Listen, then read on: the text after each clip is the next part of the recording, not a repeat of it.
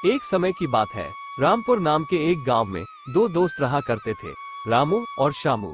रामू स्वभाव से एक शांत लड़का था, मगर श्यामू उतना ही ज्यादा चंचल था। वह हमेशा ही इधर उधर की चीजों में लगा रहता था।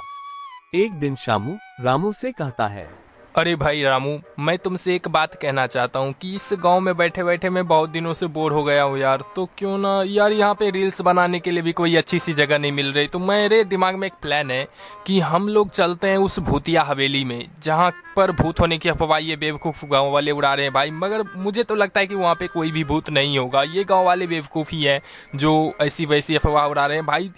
तुम बताओ, हम लोग पढ़े लिखे हैं, भूत होते हैं क्या असली में? क्या भूतिया हवेली? अरे भाई तुम सठिया गए हो क्या? तुम्हें पता भी है वहाँ पे कितने लोगों की मौत हुई है? हाँ, पता है। और मुझे ये भी पता है कि तू कितना बड़ा फट्टू है। मुझे तो तुम जैसे फट्टुओं से दोस्ती करनी ही नहीं चाहिए थी। मुझे गुस्सा आ रहा है बहुत ही ज्यादा। मुझे तुम जैसे फट्टू से तो बिल्कुल भी नहीं दोस्ती करनी चाहिए थी। रामू श्यामू को समझाने की बहुत ही ज्यादा कोशिश करता है, मगर उसकी जिद के सामने रामू की एक भी नहीं चलती। और उसी वक्त वे दोनों उस घने जंगल में बने उस भूतिया हवेली की तरफ निकल पड़ते हैं। वे दोनों चलते चलते जंगल में पहुंच जाते हैं। जंगल बहुत ही ज्यादा घना था, जिसे देखकर रामू कहता है, अरे सामू भाई, जरा इस जंगल को तो देखो, ये कितना ज्यादा डरावना और घना है। मैं तो कहता हूँ कि यहीं से लौट चलते हैं। क्या लौट चलते हैं? बिल्कुल भी नहीं। ये जंगल कितना भी ज्यादा डरावना क्यों ना हो, मैं यहाँ से नहीं जाने वाला। आज तो मैं उस भूतिया हवेली तक पहुँच करके ही रहूंगा।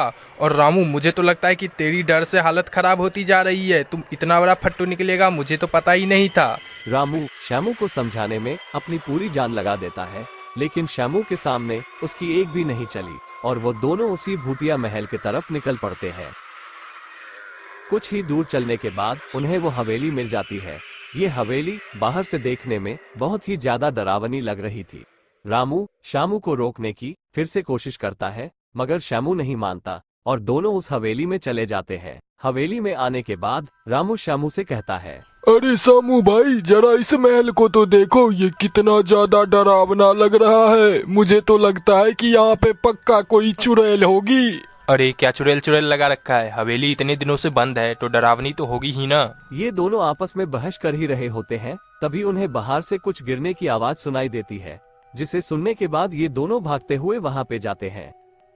वहां जाके जब वो देखते हैं तो पाते हैं कि कुछ कांच के टुकड़े वहां पे गिरे हुए हैं, जिसे देखकर रामू कहता है, अरे श्याम भाई, तुम्हें यहाँ पे रुकना है तो अब रुको, मगर मैं यहाँ पे नहीं रुकने वाला हूँ। मुझे यहाँ पे बहुत ही कुछ गड़बड़ लग रहा है। मैं तो जा रहा हूँ अब अपने गाँव। तुम्हें यहाँ पे जो भी करना है अपना करो, मैं तो जा रहा हूँ भाई। मैं नहीं रुकने वाला हूँ तुम्हारे साथ मरने के लिए।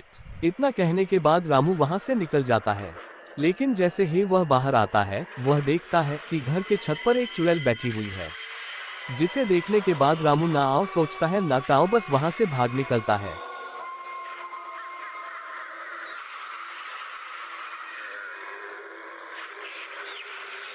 और इधर वो चुड़ैल श्यामू का मोये मोये कर देती है। तो दोस्तों, अगर आपको हमारी ये कहानी जरा भी पसंद आई है तो हमारे चैनल को सब्सक्राइब करें। भगवान आपके माता पिता को हमेशा खुश रखे। धन्यवाद।